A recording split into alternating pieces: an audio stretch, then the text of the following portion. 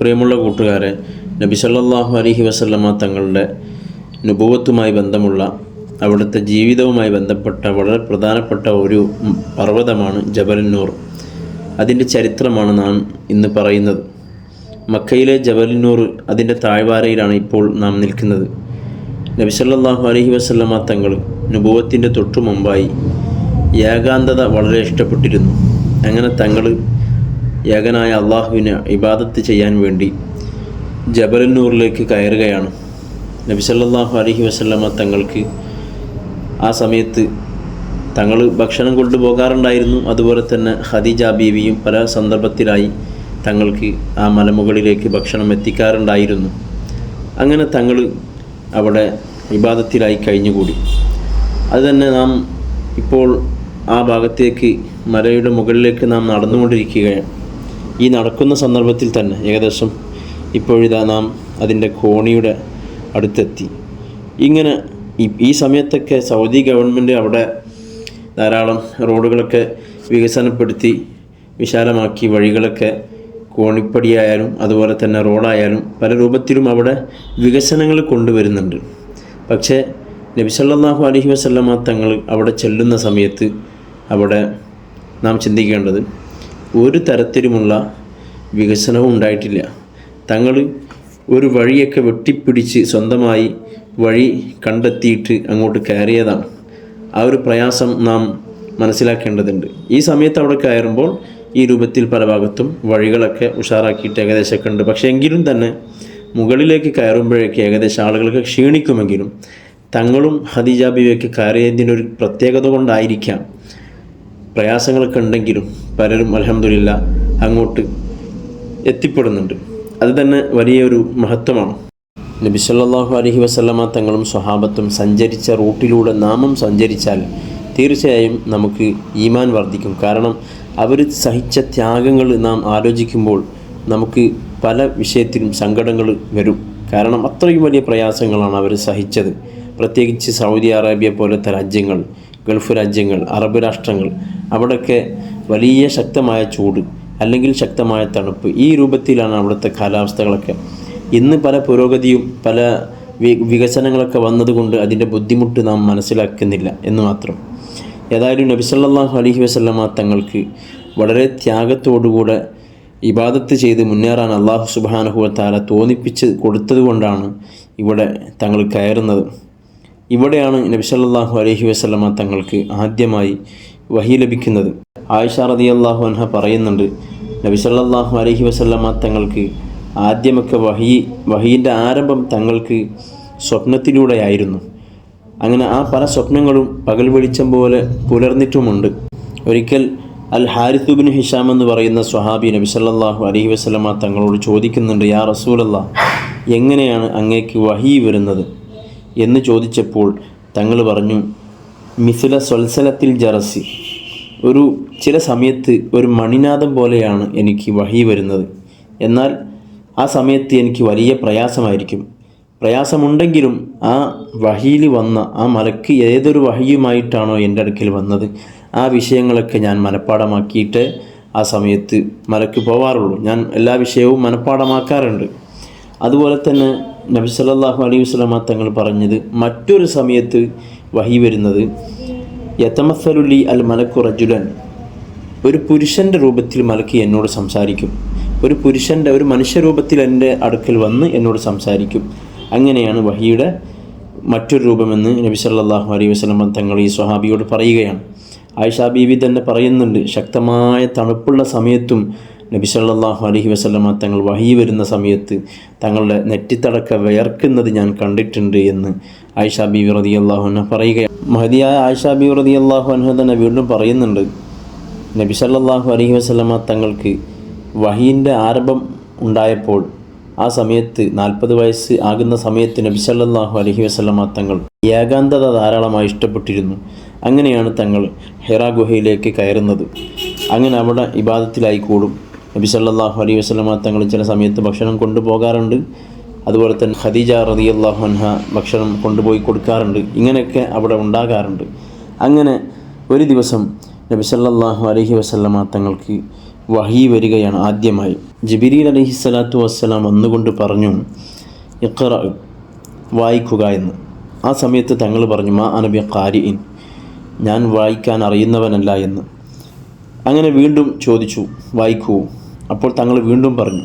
ആ സമയത്ത് വായിക്കാൻ പറയുന്ന സമയത്ത് നബി സല്ലല്ലാഹു അലൈഹി വസല്ലം തങ്ങൾ പറയുന്നുണ്ട്, ഫഅഖദനി ഫഅവത്തനി ഹത്താ ബലഗ മിന്നിൽ ജഹദ തുമ്മ അർസലനി, എനിക്ക് വലിയ പ്രയാസം എത്തുന്ന രൂപത്തിൽ എന്നെ കെട്ടിപ്പിടിച്ചു, അണച്ചു പിടിച്ചു.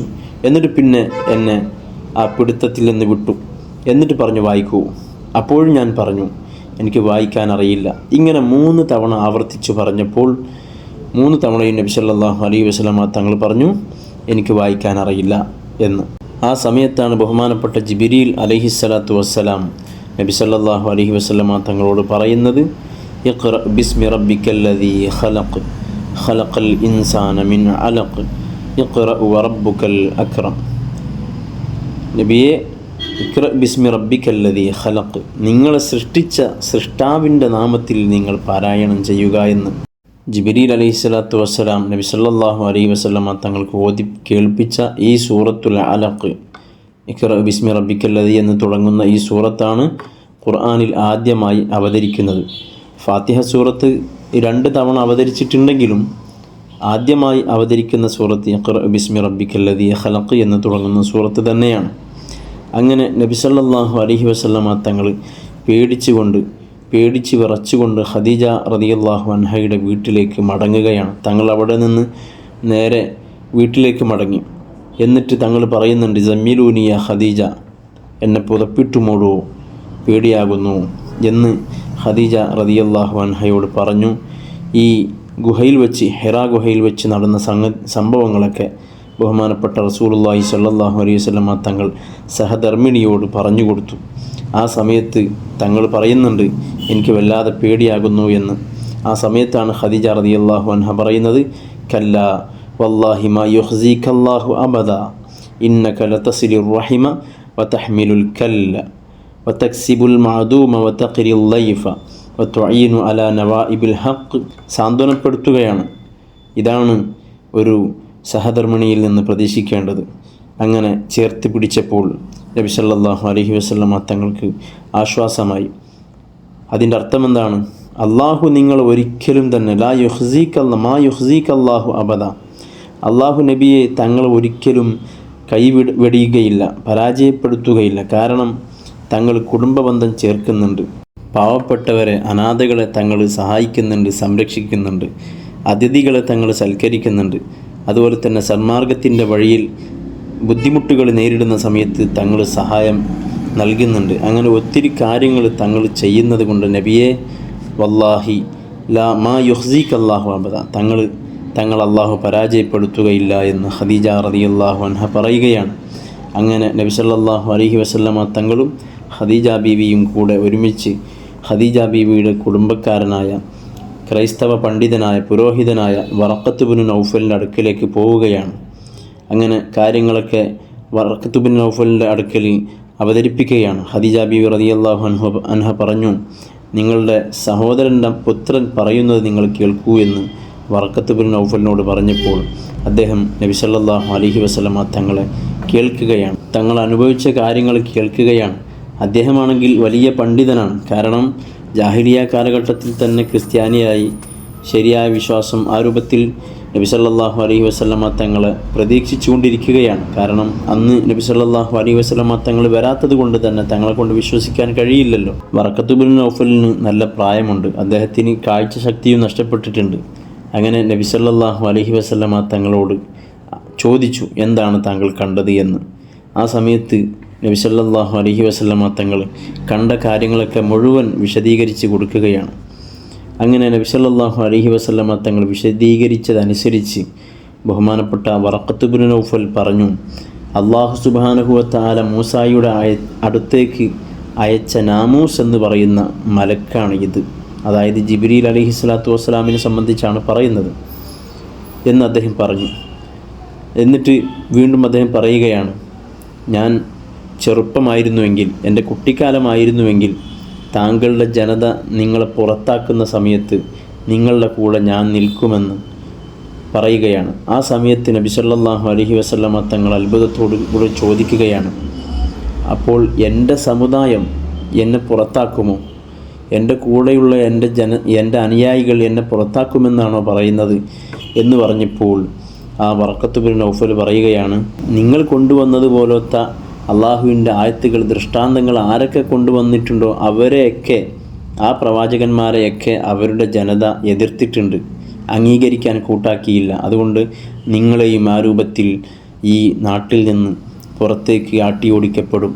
ആ സമയത്ത് ഞാൻ ഉണ്ടായിരുന്നുവെങ്കിൽ തീർച്ചയായും ഞാൻ നിങ്ങളെ സഹായിക്കുമെന്ന് നബി സല്ലല്ലാഹു അലൈഹി വസല്ലമ തങ്ങളോട് അദ്ദേഹം ആഗ്രഹം പ്രകടിപ്പിക്കുകയാണ്. പക്ഷേ നബി സല്ലല്ലാഹു അലൈഹി വസല്ലമയുമായുള്ള ഈ കൂടിക്കാഴ്ചയ്ക്ക് ശേഷം വൈകാതെ തന്നെ അദ്ദേഹം മരണപ്പെടുകയാണ് ചെയ്തത്.